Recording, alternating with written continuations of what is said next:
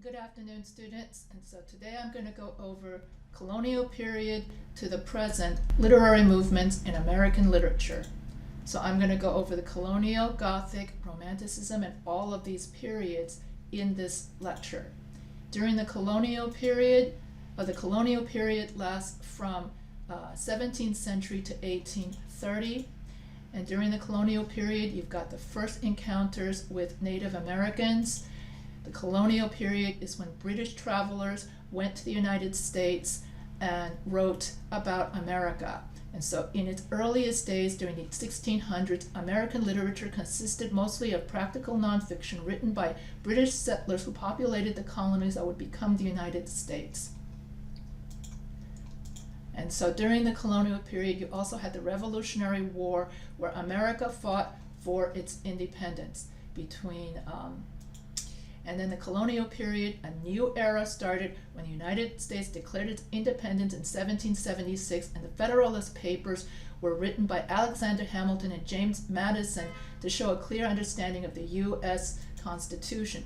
Anne Bradstreet was the first America poet, and she wrote about her husband. If two were one, then surely we. If ever man were loved by wife, then thee. If ever wife was happy in a man. Compare with me, ye woman, if you can. Anyway, so throughout this whole poem, she writes about how much she loves her husband. And then Alode Aquino is the first person to write about his abolition and to go against abolition in the interesting narrative. And during the colonial period, Phyllis Wheatley was an African woman enslaved in Boston, and she was the first black poet. This is a picture of her. And then you have early Native American literature written in the 18th and 19th century, in which they're transitioning from oral to written oral stuff. And the 19th century stuff was authored by Native Americans, was text-based, written in English, which resulted because they were taught English in the missionary schools. And so that the very first Native American literature was, let me read this. Native American literature written in the 18th and 19th century is considered a literature in transition between the oral tradition which flourished before Europeans arrived on the continent and the beginning of the 1960s, when the Native American Renaissance began. Native American literature was authored by Native Americans, was text-based, and in missionary schools. And so this is an overview of early Native American literature. In the Lakota story legend of Standing Rock, a Dakota man had married an Arikara woman, and so he marries his second wife. The first wife gets jealous. She turns into a stone, and now that stone became sacred, and now it's part of the tribal agency. So that is an example of a legendary story Native Americans told each other in the oral tradition. Then the Indian Removal Act of the 1800s, authorized by President Jackson, moved all of the Indians east of the Mississippi to less fertile lands. And then during this time, during the 1830 to 1870, that's Romanticism. Romanticism is a focus on emotion and the beauty of nature. And then you have an individual hero who's full of emotion and the beauty of nature. So that's Romanticism. And then here you have Romanticism paintings about liberty and independence, and it's got the emotion of independence and liberty. And then you have paintings of that period in which you have emotions of love and hate. And then you have more emotional paintings focusing on emotion, and then Romanticism in architecture, in which they build these huge churches in which you're supposed to have emotions of awe and beauty. And then this is an example of Romanticism in architecture with the White House, and you're supposed to look at the White House and go, wow, it's beautiful. And then you have romantic painters in which they write about the beauty of nature. And then here you have more about emotional paintings. And then here you have American literature about Native Americans, in which James Fenimore Cooper writes about the last of the Mohicans, and with all the Indians being moved to reservations, the Indian life and culture seen as a dying breed, they get sympathy from Europeans and Americans, and so that Europeans get this stereotype of the noble savage. And that's Romanticism, where the United States is romanticized in European eyes as unspoiled land, beauty of nature, and then the Indians, everybody, sympathy to them. And then Cherokee Phoenix wrote in his book about the struggles that Indians have against the white-dominated culture. And then here, Gothic, also at the same time as Romanticism. Gothic is when you have horror, and you've got macabre and supernatural all mixed in together with Romanticism and horror. And this is the first time in Gothic literature you actually have a villain. And so Edgar Allan Poe is somebody that we studied in the week 2, Telltale Heart, where you have the protagonist feels guilty about killing about the old man with the vulture eye, and so he feels guilty, and so that's Telltale Heart is a tale driven by guilt. So that's an emotional tale, and so Edgar Allan Poe is a genius at horror literature.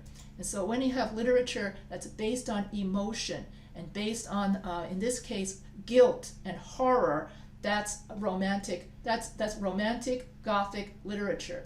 And then here, Walden is about Henry David Thoreau in upstate New York, and it gives a good description of the unspoiled nature of the United States, of nature.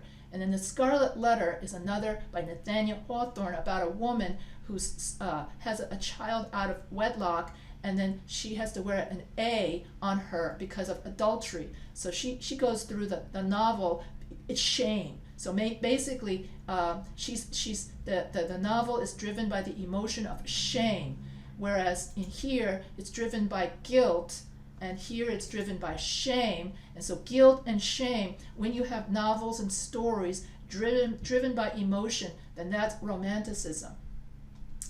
And then here you have Moby Dick, where Captain Ahab gets his leg bit off by a whale, and then Captain Ahab spends the entire story revenge, going after the whale, trying to kill the whale to get as revenge of his leg. So Moby Dick, it's revenge, and Telltale Story, it's horror and guilt, and Scarlet Letter is driven by shame. So each of these stories, the authors use emotions to drive the story. So here is revenge against the whale, and then Walt Whitman is the beauty of nature. So you have a lot of stories driven by emotion, and then versus the beauty of nature. So that's Romanticism. You got Emily Dickinson that we're going to study in week 2, in which she writes a lot of poems about her life and about how she feels emotionally intense. I'm nobody, who are you?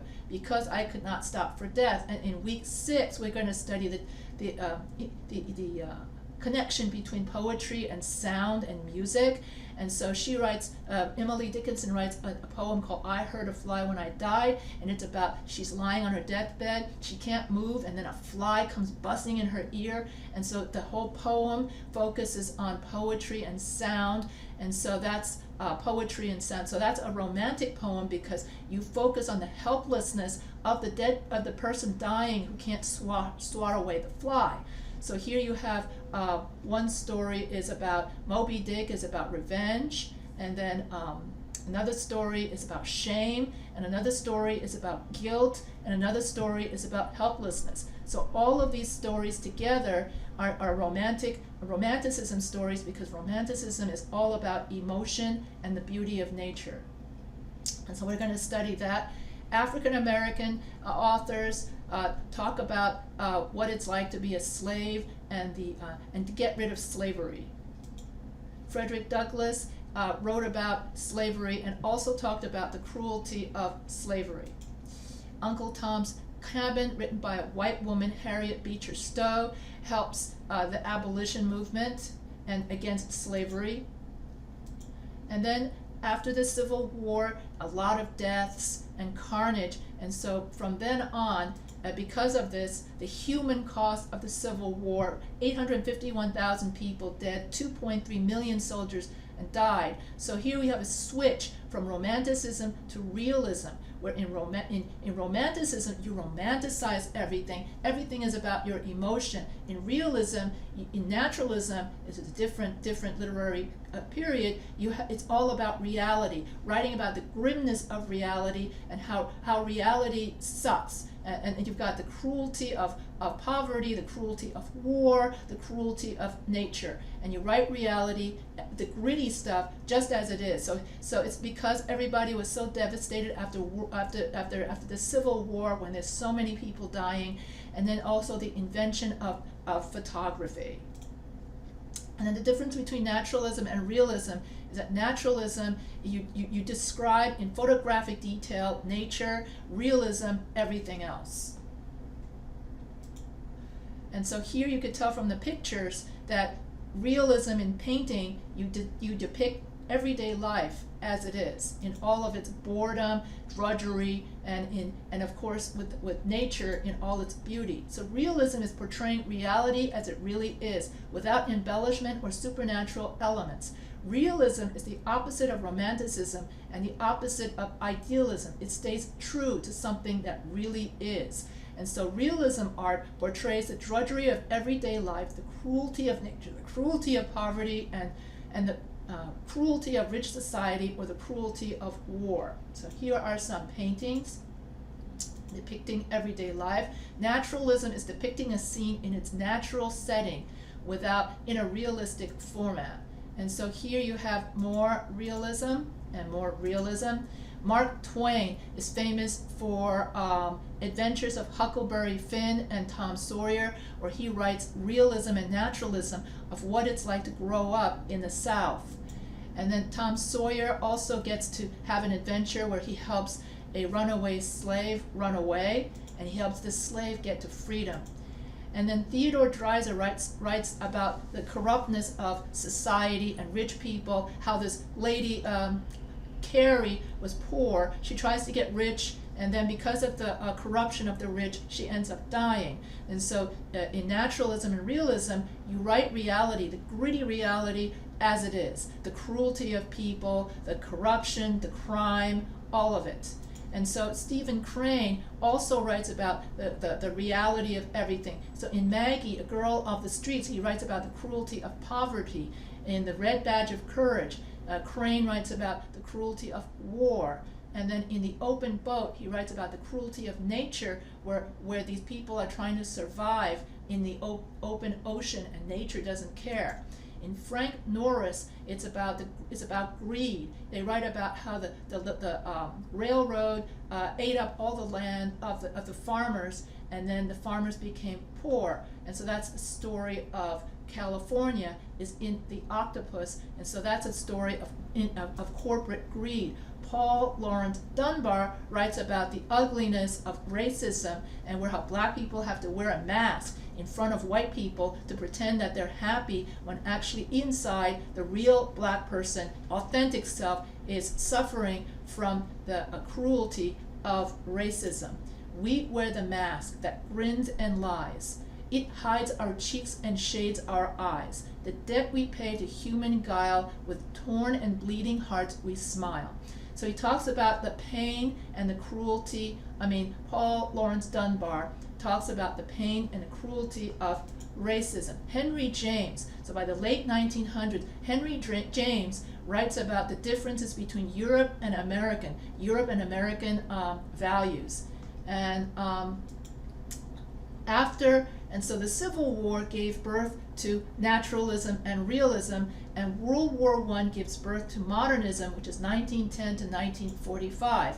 And so in modernism, the writers write about modern life. So the first 20 years of the 20th century, lots of new inventions, like the radio, electricity, and the car. People are amazed. They love the inventions. They think it's something positive for progress. and so everything is good for the future. But World War I also, where everybody killed each other with nerve gas, and so you have a lot of World War I, people are disillusioned with the war, people have PTSD, and so it's those people with the PTSD that parties hardy in Great Gatsby, okay, because after World War I and all those deaths, there's disillusionment with society, but at the same time, there's this there's this marvel, people are émerveillés by the technology. And so, and this is modernism in architecture, and so advances in science and technology countries intensify because it's the Industrial Revolution from 1910 to 1945. The devastation of World War I and the Great Depression causes great suffering, and yet at the same time you've got technology. So World War I caused great suffering, but at the same time technology is great because it makes life easier. And so when you have these two together, that has the two contradictory impulses create modernism art, where the writers try to describe what it's like to live in a society with fast technological, in other words, everything is technological. And so in art, instead of doing realism where you have you draw about everyday life as it is, instead you expand your creativity and you break the form of, you go away from you go away from realism, and you just write about you break all of the rules of art. In other words, you have a complete dismissal of realism in modernism art, as you can see. And so abstract art becomes big, and so instead of drawing actual objects, you just draw your impression of those objects. Hence the Impressionism, Cubism, Fauvism, all of the different versions of modernism means that you just draw an abstract version of everything. Okay, you don't draw the actual thing, but your impression of it. And so here it's all about breaking the rules of art in order to come up with a piece of art that's totally original. And so after World War I, between 1910 and 1945, you have a sense of disillusionment and loss. And this pervades much of American modernist fiction.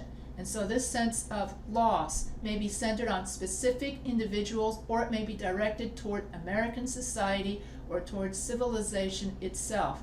And it may express hope at the prospect of change. And so technology represented hope and change versus World War I death and destruction. Modernist authors shared a common purpose, which was to capture the essence of modern life. This purpose is why modernist literature was written in a pessimistic way.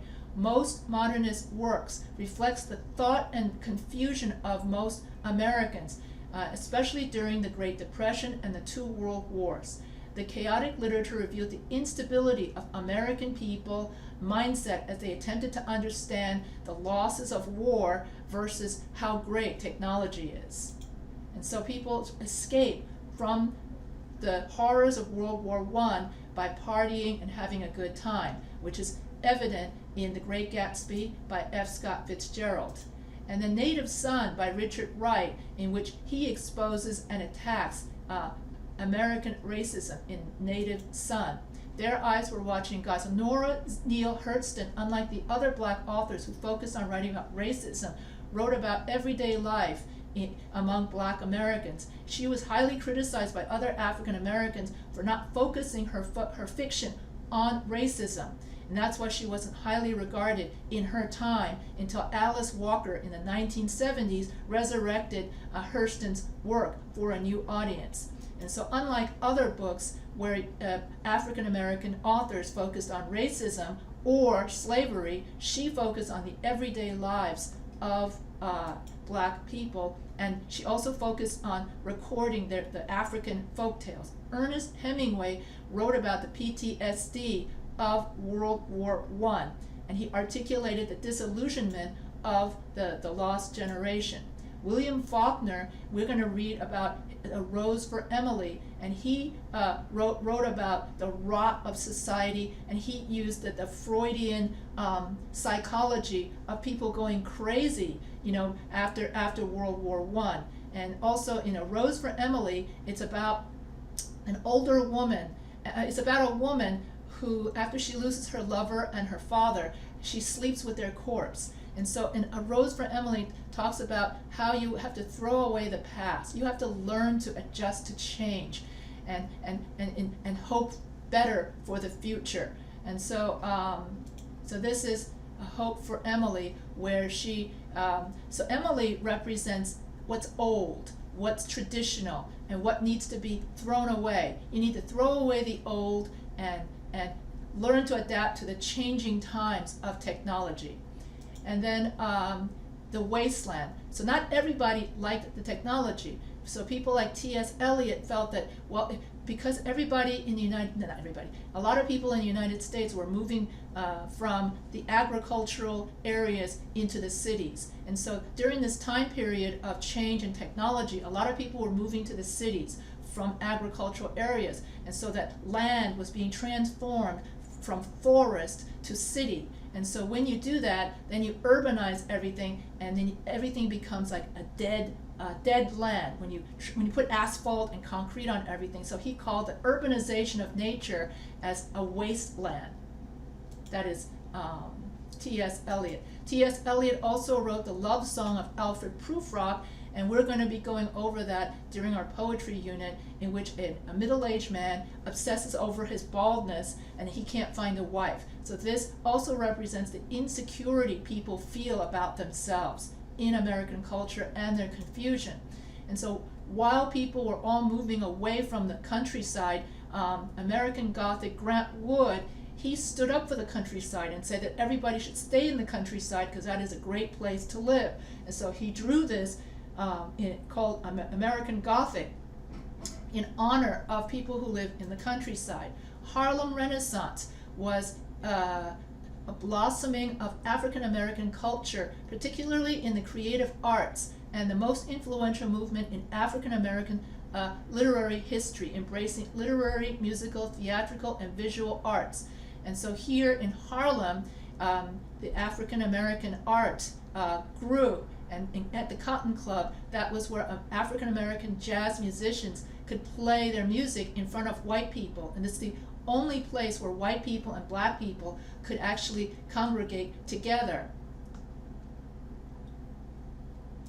And here you have a picture of some of the people, African American musicians, who played at nightclubs like the Cotton Club. So never before, and this is when African American literature blossomed, especially when white readers took an interest in African American and all things, quote, exotic. And so the Harlem Renaissance and the Civil Rights Movement were very close together because they both had the same goal of wanting to make America a more just and an equal place for African Americans and to get rid of racism. And so for white people in modernism, it's while the Renaissance built on earlier traditions of African American culture, it was profoundly affected by trends such as primitivism in European and white American artistic circles. Modernist primitivism was inspired partly by Freudian psychology, but it tended to extol primitive people as enjoying a more direct relationship to the natural world and to elemental human desires and over-civilized whites. The keys to artistic revolution and authentic expression would be found in the cultures of, quote, primitive races. So, white artists became interested in other literatures like African American literature in order to get rid of civilization and to get to their authentic selves and the subconscious. And so they think that people who are primitive have a more direct relationship to that subconscious. And so that was kind of racist also. And then you have Langston Hughes in the early 20th century. He also wrote about the dangers of racism. Then World War II saw the blossoming of postmodernism. Postmodernism is the fear of nuclear, being attacked by a nuclear bomb. And so all of the World War II novels talk about the fear of the nuclear bomb, disillusionment with society, and then technology and science. It's not seen as such a great thing anymore if technology and science would give birth to a nuclear bomb that could destroy a society. And so American novel had so many different forms. It became postmodern, absurdist, autobiography, feminist, stream of consciousness, all of them. And then here are some authors who talked about the savagery of World War II and also talked about how American society has become so mediocre, and also about, and then On the Road with Jack Kerouac is the beginning of anyway, you go on the road and you go find yourself. And so you get away from society, and it's all about reconnecting with nature and getting away from civilization and becoming more authentic to find yourself. Vladimir Nabokov wrote Lolita, where a middle-aged man has an affair with a 12-year-old. And so here you have a loosening of moral standards in the postmodern era. And so Kurt Vonnegut, Slaughterhouse-Five is and also in fiction, the story plot structure starts to disintegrate, and you start to have more science fiction. And so Slaughterhouse-Five is a non-linear narrative in which the main character has been unstuck in time, oscillating between the present and the past, with no control over his movement, and emphasizing the senseless nature of war. And so during the postmodern era, it's about the meaningless of life, the randomness of life. It's about the fragmentation of society, alienation, the fear of nuclear destruction, and how everything is so mediocre, and disappointment in society. Norman Mailer, in his book The Naked and the Dead, writes about the savagery of World War II and how the Japanese and the American soldiers killed each other in those Pacific islands, and the savagery. John Cheever writes about how urbanization has caused everybody to move into the suburbs. He writes about the mediocre middle-class values. And in The Swimmer, which is what we're going to study in our week 3, it's about a guy who swims in everybody's swimming pool. And this is Burt Lancaster with the movie The Swimmer. Postmodernism. So what is postmodernism? Postmodernism is a general and wide-ranging term which is applied to literature, art, philosophy, architecture, fiction, cultural and literary criticism. Postmodernism is largely a reaction to the assumed certainty of scientific or objective efforts to explain reality. Postmodernism came as a response against the destruction and the threat of nuclear holocaust and disillusionment of World War II. And so as you look at, and so there's no more reality in painting. Instead, it's all about abstract art. And so in the middle of the 20th century, an innovative group of artists created figurative styles of painting for an original abstract aesthetic known as abstract expressionism. And so abstract expressionism has been known to be both modernist and postmodernist. And so my aunt Catherine is a postmodernist artist. Is a abstract expressionist. Yeah, she's an abstract expressionist. And so my aunt's work combines both Eastern and Western expression. Her gestural, loose, in other words, she does a lot of calligraphy. She writes the Chinese characters, and then she does her abstract, and she writes about how her feelings are. So when she's in a good mood, she uses bright colors. If she's in a bad mood, she uses dark colors, which is so Picasso. And so she uses the spontaneity of touch. So here, her gestural and loose brush strokes reflect both Asian and Western, Western and modernist and Western abstraction. the spontaneity of touch, the sense of excitement, the offset compositions, and the unexpected bursts of color are all genuine expressions of her mood. And so all of these are all her paintings, and I'm proud to be her niece. And when I was growing up, her whole house was filled with abstract art. She only had one painting that was realist. And so she moved away from realism to abstract art in response to modernism of the 20th century, of the two world wars, caused postmodernism and modernism and abstract art.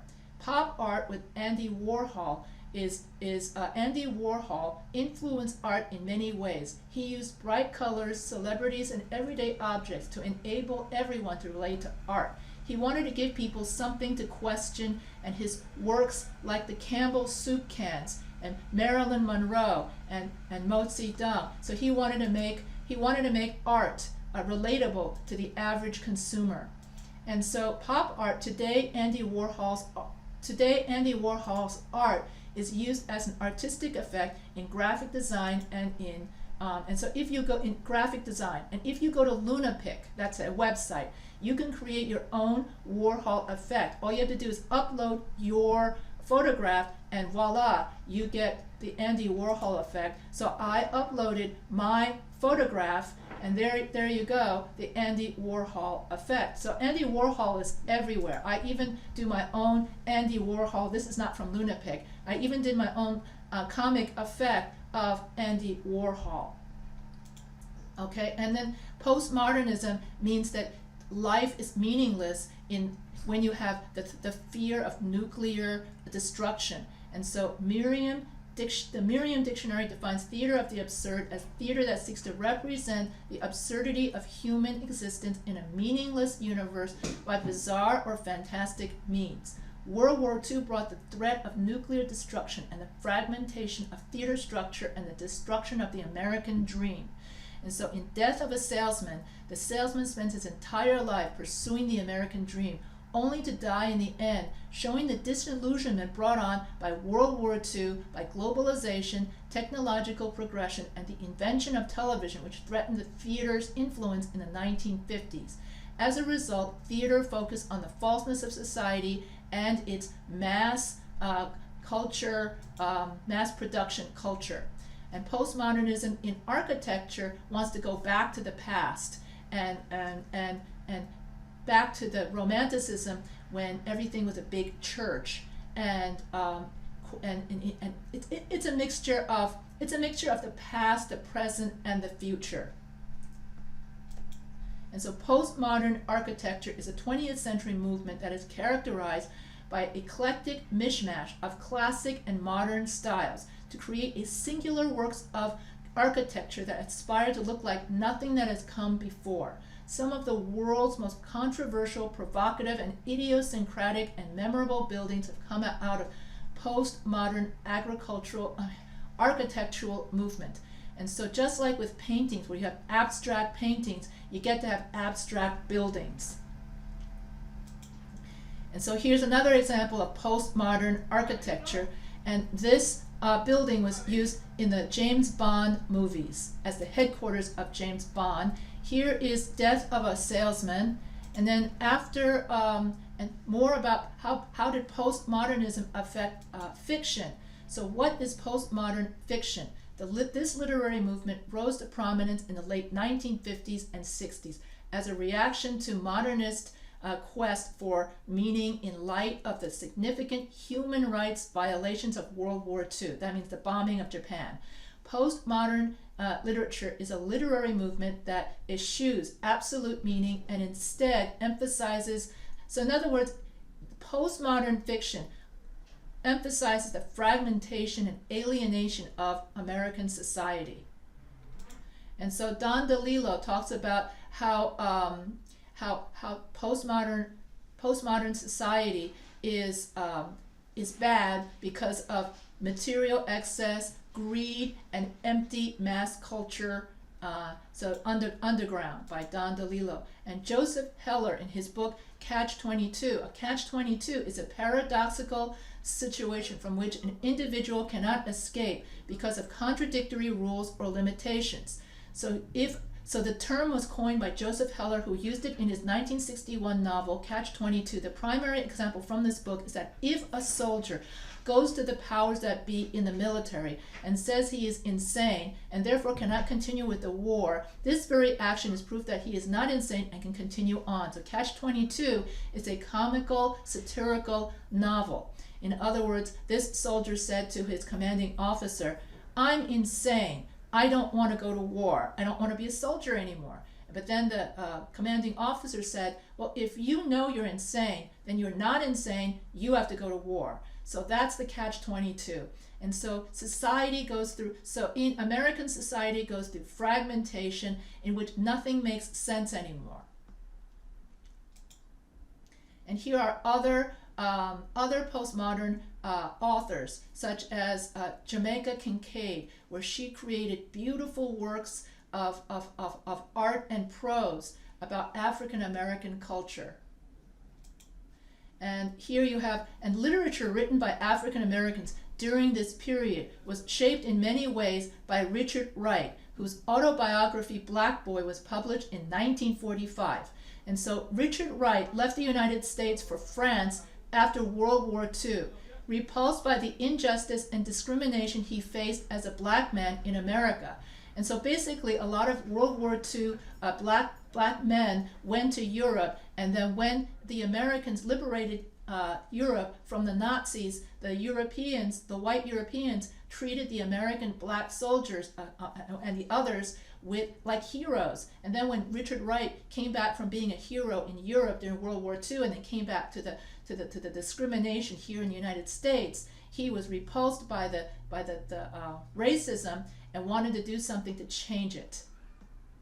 And so here you have, and Ralph Ellison wrote about what it's like to be a black man in the 50s and 60s, and he wrote the book The Invisible Man, which tells the story of an unnamed black man adrift in and ignored by America. So there you are, you're a hero during World War II for liberating Europe, and then the white Europeans treat you like heroes, and then you come back to the United States and you see that you're still treated like you're subhuman, as if you're still invisible. And this architecture shows you what it felt like to come back from being a European hero to nothing when you come back to the United States for the black World War II veteran.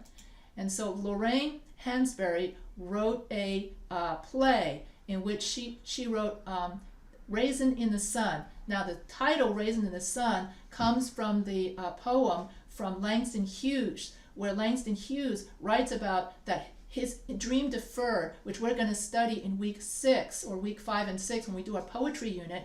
And Langston Hughes' dream, he was an African American poet in the 1920s during the Harlem Renaissance, and he wanted to be famous. He wanted to be well known for his poetry, and yet because he was black, he was limited in his fame to the African American community. So he felt cheated of his dream of being well known everywhere and well recognized for his poetry. And so he said in his poem, A Dream Deferred, that when your dreams are crushed, it's like having a raisin in the sun.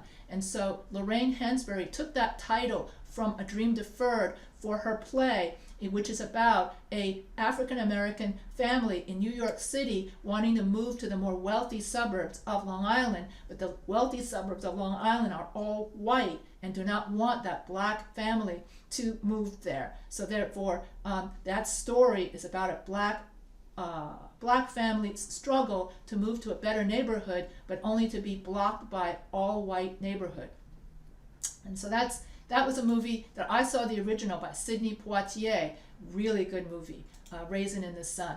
James Baldwin was an African American author, but he was also gay. So he wrote about what it's like to face discrimination as a black man and as a gay man. And his best novel was Go Tell It to the Mountain. And so the contemporary period is 1945 to the present. And so contemporary art refers to art that's being done today. And so here you have an example of contemporary art. Here you have contemporary pop art, which comes from Andy Warhol, and Roy Lichtenstein, and then neopop art, which is from the 1980s, from Jeff Koons. And so here's an example of pop art. And photorealism takes up the naturalism and realism from the 1900s. Now that you have a camera, and then you have photorealism, is a concurrent movement aimed to create hyperrealistic drawings and paintings. Photorealists often work from photographs, which enable them to accurately reproduce portraits, landscapes, and other places. Chuck Close and Gerard Richter are photorealist artists. And then you have performance art. And so here you perform your art. It's a drama-inspired approach to art where the artists perform their creations, and its goal is to convey a message or an idea. And here you've got the latest in architecture, where you make, it's called deconstructivism. Deconstructivism is characterized by an absence of harmony, continuity, or symmetry in buildings. Deconstructionism often manipulates the surface skin of a structure, creating non-rectangular shapes that distort and dislocate elements, hence evoking notions of unpredictability and controlled chaos. Well, this reflects the fragmentation of society after World War II. And also in the 1960s, during the contemporary period, and so the United States emerged triumphant from World War II. All other nations in the world were devastated by World War II. That's why the United States was triumphant. And then in the 50s and 60s, we had the Cold War with the Soviet Union, where the Soviet Union could shoot a nuclear missile at us, or we could shoot a nuclear missile at them, and therefore there's the fear of nuclear destruction. And so here you have cultural shifts in the 50s and 60s. You also have the influence of the civil rights movement. The civil rights movement, which ended segregation in public places and banned employment discrimination on the basis of race, color, religion, sex, or national origin, is considered the crowning legislative achievement of the civil rights movement. And so the civil rights movement gave Black people and everyone else certain rights, which I just read out, and it ended segregation. And as a result of the civil rights movement,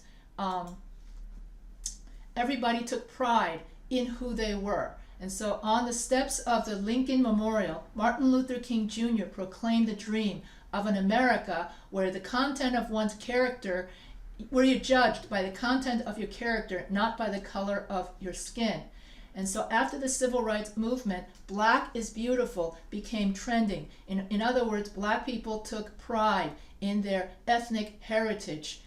And this percolated all the way through into sports, to art, and to literature. And as a result, not only did Black people take pride in their ethnic group, Chinese people, Asian Americans, Hispanic Americans, Mexican Americans, everybody started to write about how proud they were. And so Frank Chin came out with IE, which is an Asian American anthology of Asian American stories about family and love, to show people that people from other ethnic groups are people too, and that they're not the other, and that they are American, just like everybody else.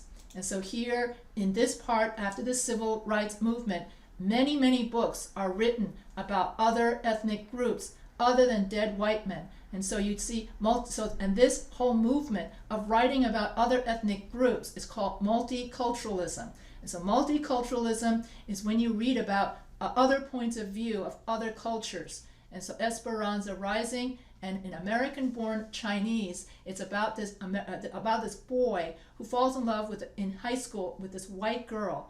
As long as this boy was Asian, this white girl showed no interest in him. Then magically he gets transformed. This Asian boy gets transformed into a white boy, and then suddenly the white girl pays attention to him. And so it's about seeing things from another point of view of what it's like to be minority, of what it's like to be Asian, and how we tend to see that being white is happy. And the same theme percolates in The Bluest Eye by Toni Morrison. But I'll get to that later. And so other ethnic literature that appears Mango Street, House on Mango Street by Sandra Cisneros. So sometimes heartbreaking, sometimes deeply joyous, The House on Mango Street tells the story of Esperanza Cordero, whose neighborhood is one of harsh realities and harsh beauty.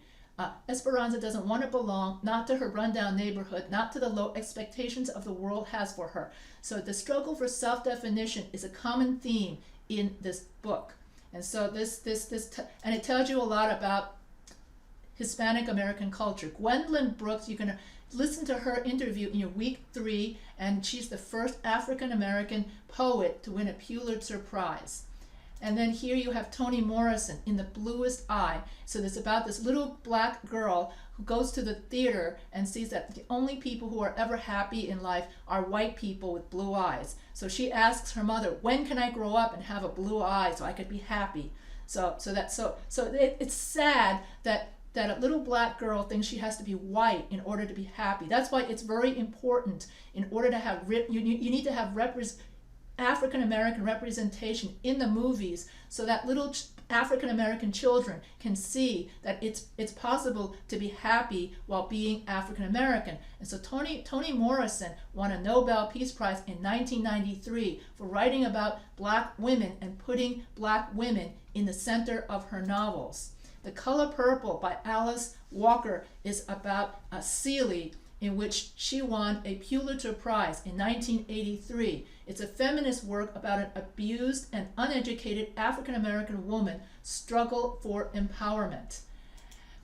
Here are some more authors. Some are gay, some are lesbian, some write about science fiction. So people from all of the different marginalized groups, all after the civil rights movement, start to have a voice and feel pride in who they are, and write about stories that humanizes rather than demonize their group of people, so that it makes it understood in mainstream America that they too are American, just like in the Langston Hughes poem.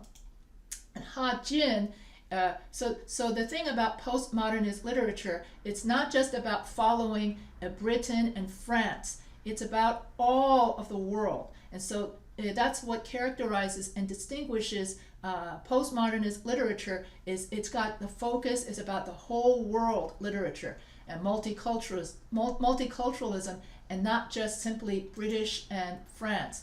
Amy Tan writes about Chinese American family life in her Joy Luck Club. You can watch the Joy Luck Club movie when you go to your week 3 forum. And so she and then you have Native American literature. Louise Erdrich is she's Native American and writes about Native American culture. You've got the best of Asian American literature, the best of Hispanic culture, literature. And if you want to find out where good books are to read, you go to Goodreads. That's a great website. And then everybody starts writing about who they are, where they're from, gay people, ethnic of everybody writes about everything. And then you have beatnik poetry, where you no longer have to rhyme. In other words, when you write poetry, a lot of times you have to rhyme A, B, B, A, A, B, A, B.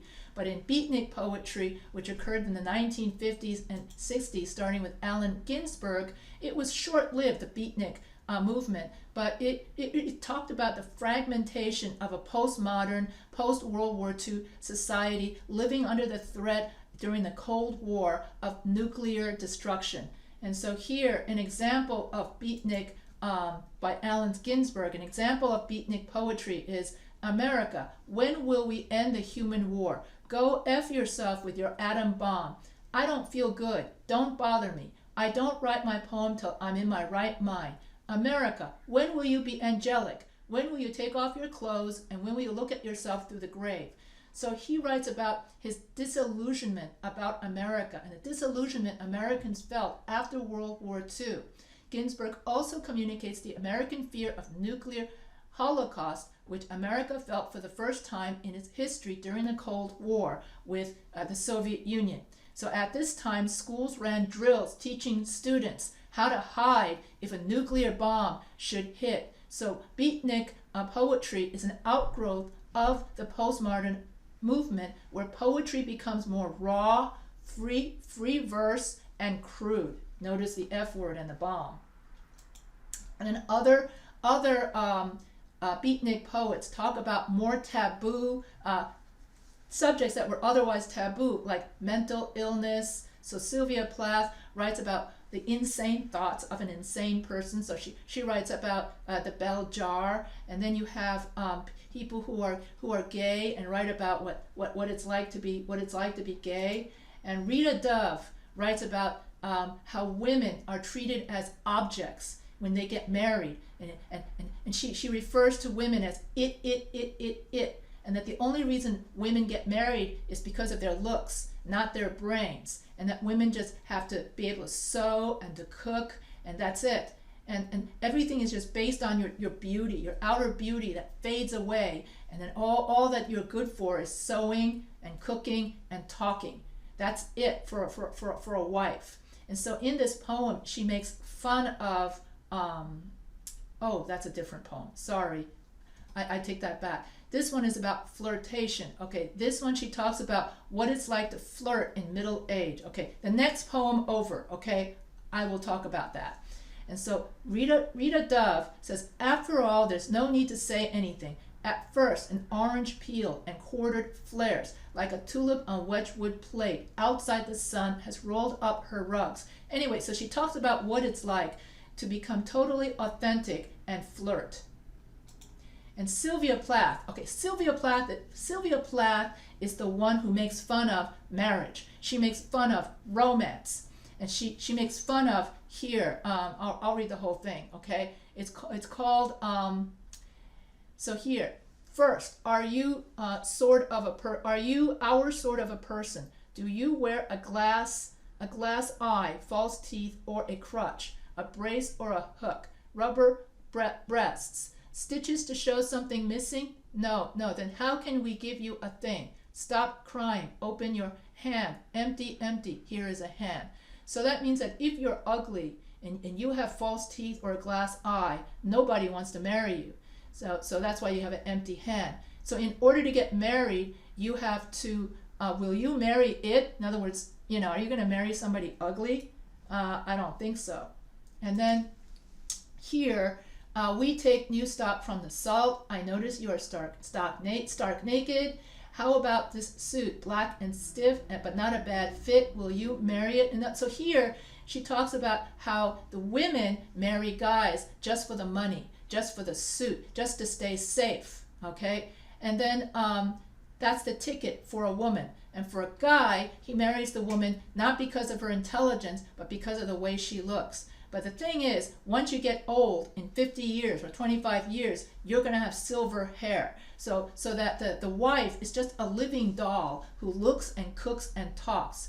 And so Sylvia Plath makes fun of the Western style, or makes fun of love, romance, and marriage. And that's just all fake. Everything is fake.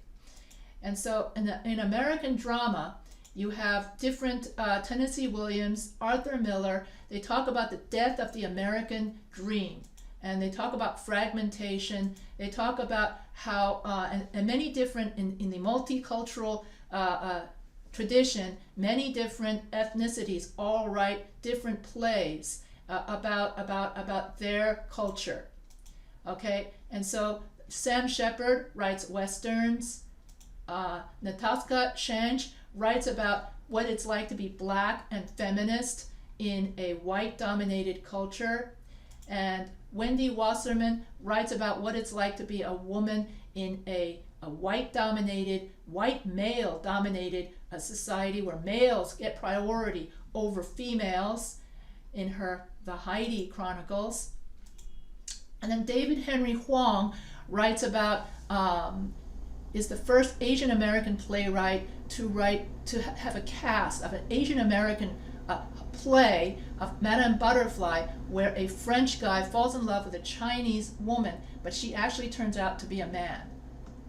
Okay, so that this is so people of many different ethnic backgrounds all write plays, and people of different ethnic backgrounds all write fictional novels after the Civil War.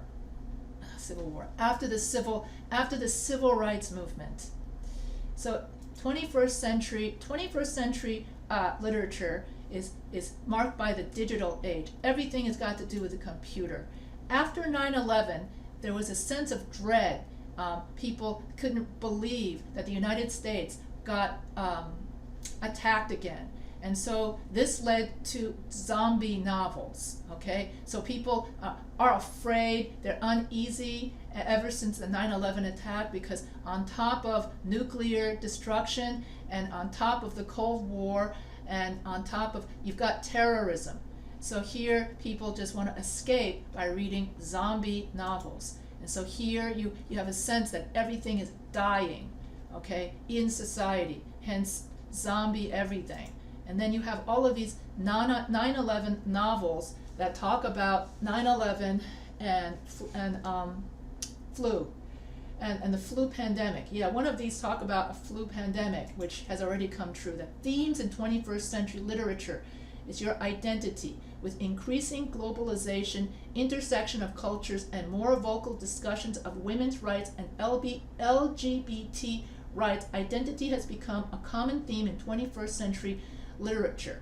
And so then you have technology. In other words, here you have people have relatively more freedom to draw from multiple cultures and philosophies and question the concept of the self and its relation to the body, brain, and soul. History and memory.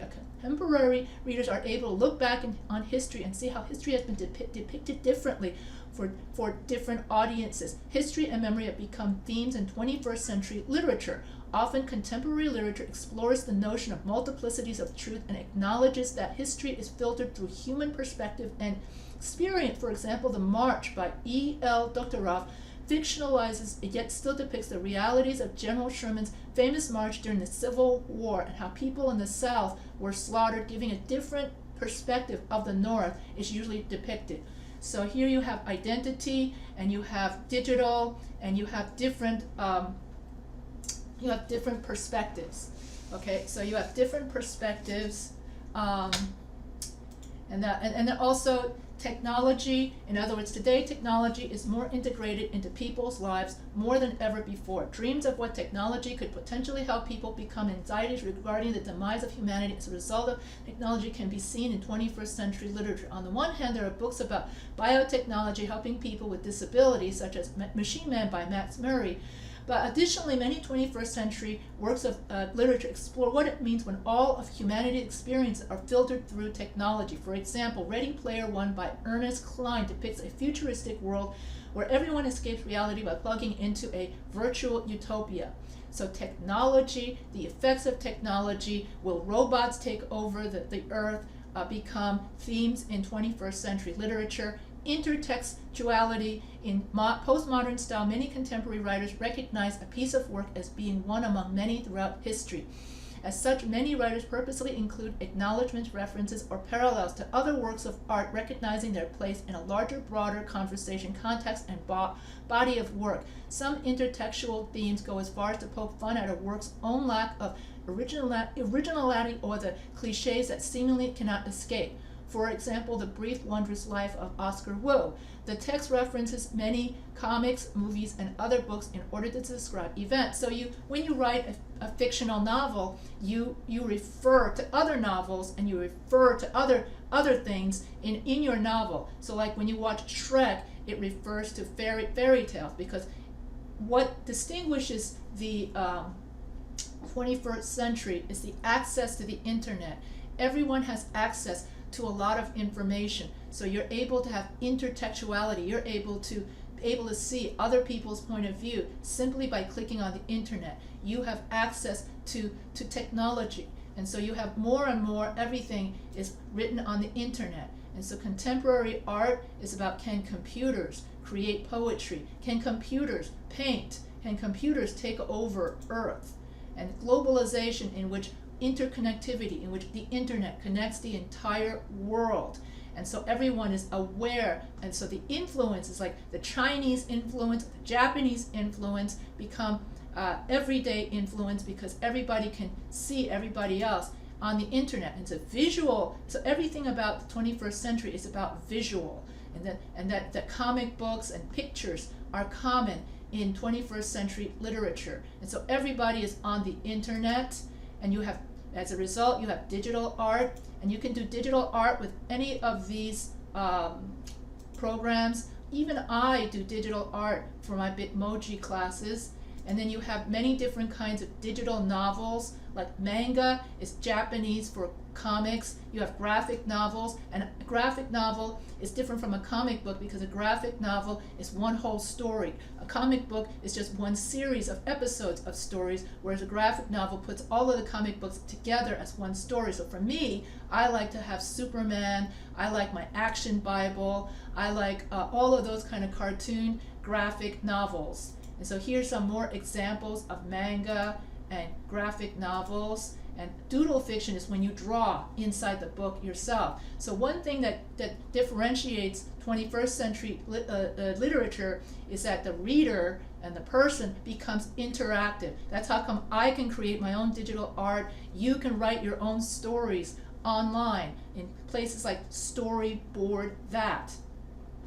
You can write a blog in which you can instantly be published online, or you can self-publish your novel if you're willing to pay for. And here are the literary genres of the 21st century. And notice how everything is connected to the internet. Mobile phone text, hyper, poetry, flash fiction, blogs, graphic novels, digital fiction, okay? And so here you can have the illustrated novel, and you can have the novel on your computer. You can have fiction on your computer. You can have you can have graphic novels on your computer. And if you go to actionbible.com, then you can find the Bible in its cartoon state, drawn by Marvel comic strips. Hyper poetry means that you create a poem, and you have hyperlinks in it. So that's known as hyper poetry. Digital fiction is fiction that's written on a computer for a computer. And then these are some examples of digital fiction. And the interactivity, the role of the reader. The reader can view, listen, read words. She can click, choose their own reading path. In other words, the reader is active in the story and no longer just a passive consumer of the book. And here are the different kinds of digital fiction: hypertext fiction, kinetic fiction, app fiction, interactive fiction, fiction written online, collaborative writing, video games that have a literary component. So everything in the 21st century has to do with the digital age. And so here are more graphic novels, superhero graphic novels. These are the traditional novels, and manga. And so that's another thing that differentiates this time period, is that international flavor of every culture is represented in the contemporary period. In the postmodern contemporary period, it's all about multiculturalism. For manga, started in Japan, and before, when in the colonial period, it was all about England. And we mainly, American literature copied off of England. Now we copy off the entire world. I'm not sure if that's better or worse, whether just copying off one country or now we copy off the world. Okay, that's not a good way of putting it. What I meant was now that multiculturalism means that our horizons have expanded. Okay, that sounds better. And we don't just have a narrow view of just Europe is American literature. Now the whole world influences American literature. Okay, that sounds much better. Yeah. So the whole world influences American literature, and we influence each other due to the interconnectivity of the internet. So why should we study literature? Okay, literature teaches us about life by exposing us to the lives of different people through their stories. And from these vicarious experiences, we learn important lessons and values. Literature teaches us humanity. It teaches us to be sensitive and empathetic toward others. So even if literature becomes virtual reality, nothing beats a good book and nothing beats a good story. So I tell all my students to keep on reading. And if you have any questions, you can always email me.